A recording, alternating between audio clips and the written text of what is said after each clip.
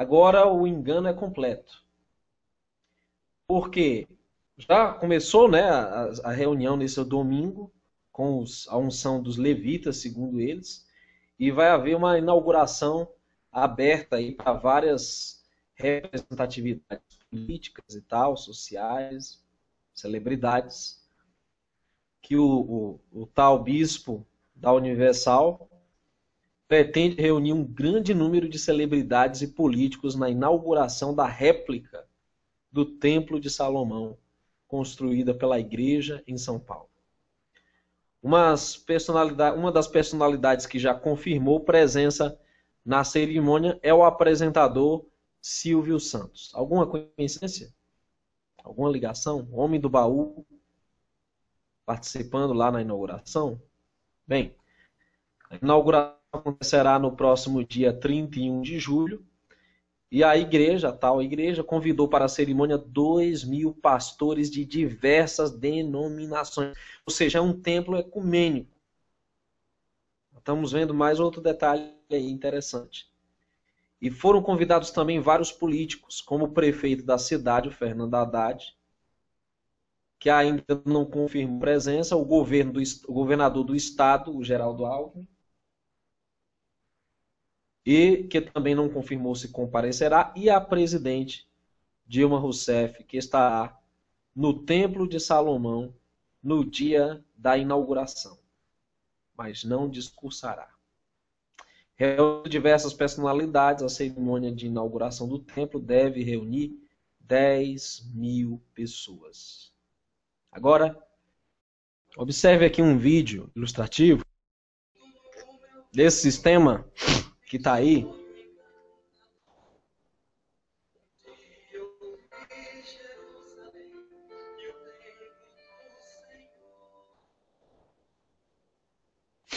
E essa foi uma ilustração 3D há 4 anos atrás de como seria essa tal suposta réplica do Templo de Salomão. Aí veja, você tá acompanhando aí a estrutura, né, no meio do Brás, na região de São Paulo central, e aí você tá vendo até que ponto o homem chega. Agora, nós vamos levantar alguns questionamentos nessa investigação, documento especial Verdade News, que é: quem mandou este homem construir esse templo? Essa é a primeira coisa. O Criador mandou esse homem construir esse templo? Essa é a primeira indagação. A segunda indagação é a seguinte: com que finalidade esse templo foi construído? E há uma outra grande questão muito importante, nós não podemos encerrar esse hangout sem fazer esta pergunta.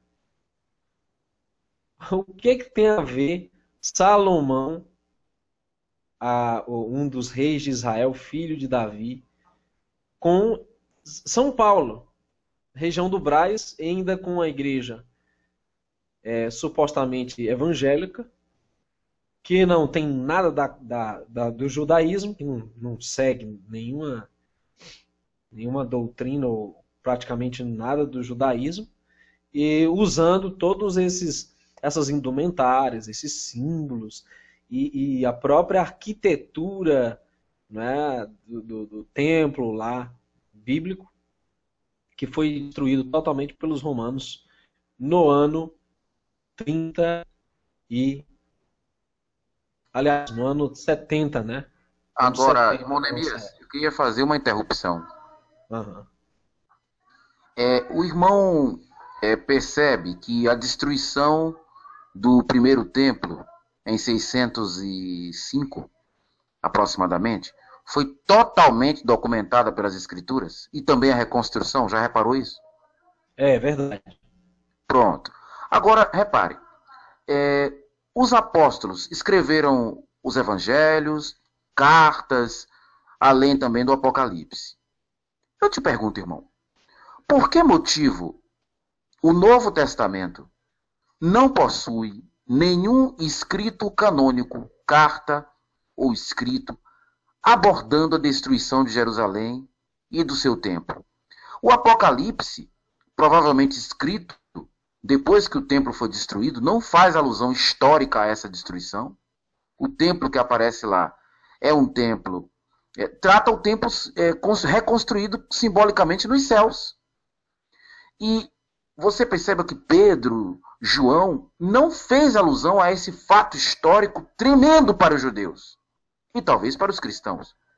Por que esse silêncio do Novo Testamento para com a destruição do segundo templo, o chamado Templo de Herodes?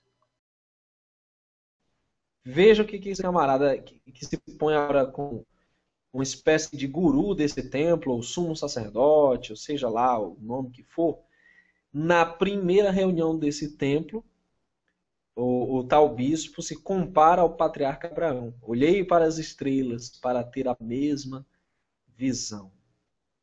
Meu irmão. Agora, Jaime, eu vou soltar um vídeo aqui, você pode ir comentando à medida que o vídeo for rolando, tá? Veja a multidão, aqui no caso são os líderes, os empregados dele, né, irmão? Irmão Jaime, são pastores e as esposas que estão na reunião de consagração desse mega templo que foi construído. Um detalhe, irmão. Um detalhe. Os irmãos vão perceber daqui a pouco que ele está de barba, né? Barba branca, comprida. Barba comprida. E alguns bispos também que estão lá auxiliando ele, esse momento é da oração. Ele vai passar muito tempo com a cabeça baixa. Se você quiser, você pode dar uma adiantada. Ele já aparece. Isso, agora aí ele já aparece com a barba, os irmãos vão poder ver no vídeo. Ele já aparece com a barba. Isso. Agora, tem um detalhe aí que os irmãos depois vão perceber. Ele está com a cabeça coberta por um quipá. É um quipá. Ora, lá no livro de Coríntios, nós vemos o quê? Que todo homem que ora ou profetiza com a cabeça coberta, ele desonra o seu cabeça, que é Cristo. Então, nós cristãos, nenhum homem cristão pode profetizar ou orar numa assembleia cristã de chapéu ou com qualquer cobertura sobre sua cabeça. Observe, esse cidadão ele não é judeu. Tá? Ele é protestante, evangélico, no caso. Desde quando a Instituição Universal ela se adereça de quipá, de tali? Desde quando? Desde agora? Desde o Templo de Salomão?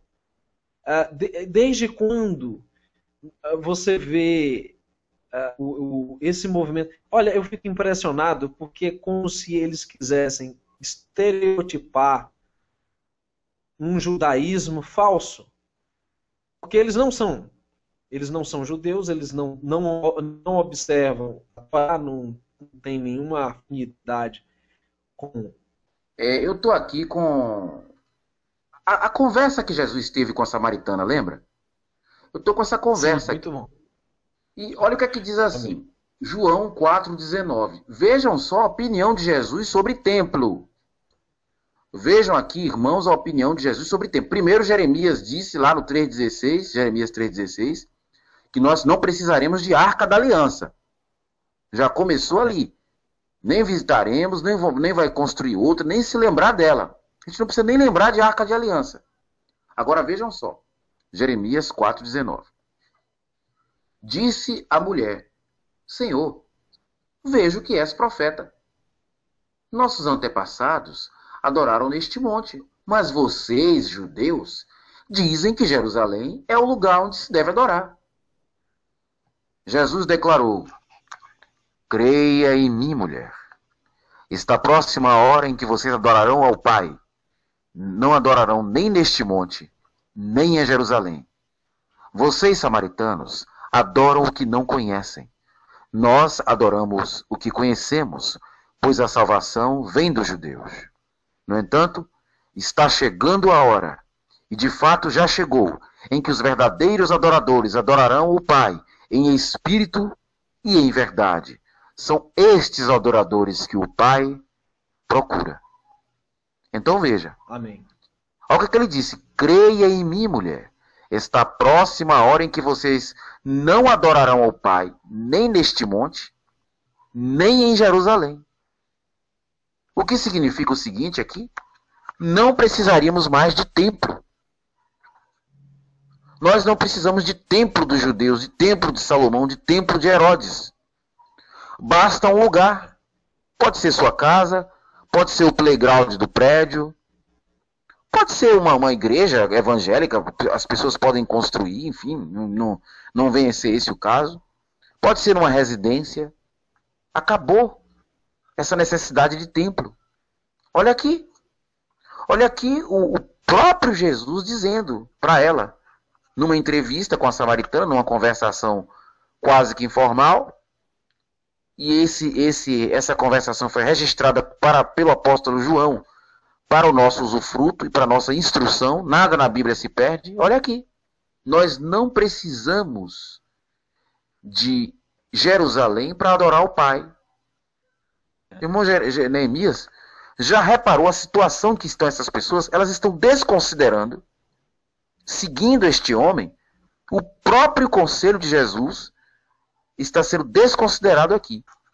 Eu queria compartilhar, irmão, a palavra do Criador a respeito não só desse cidadão aí que está fazendo aquilo que o Criador não mandou, como de outros que na sua carnalidade e com o pretexto de glorificar o Eterno, atentaram para construir templos e prédios suntuosos para glorificar o seu Criador, mas na verdade o fundo disso é algo egoísta, é algo para o homem.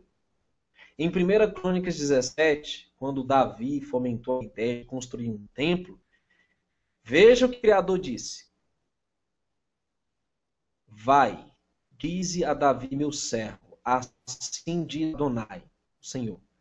Tu não me edificarás uma casa para eu morar. Olha só, irmão Jaime. Porque em casa nenhuma morei, desde o dia em que fiz subir a Israel até o dia de hoje. Mas fui de tenda em tenda, e de tabernáculo em tabernáculo, por todas as partes por onde andei com todo Israel. Porventura falei alguma palavra a algum dos juízes de Israel, a quem ordenei que apacentasse o meu povo, dizendo: por que não me edificais uma casa de cedro? Então, meu irmão, você já nota pelas palavras do Eterno que não era o intento dele construir templo algum. Isso foi invenção de Davi, foi invenção de Salomão, tá entendendo? O Eterno, lógico que permitiu que isso acontecesse, mas ele sempre deixou claro que ele não habitava em templos feitos por mãos humanas. O próprio Salomão reconheceu isso quando disse, olha, os céus dos céus não podem conter o Criador, o Eterno, e muito menos esta casa que eu edifiquei. Ele sabia disso. A glória não está em alvenaria de cimento, de pedras ou de argamassa.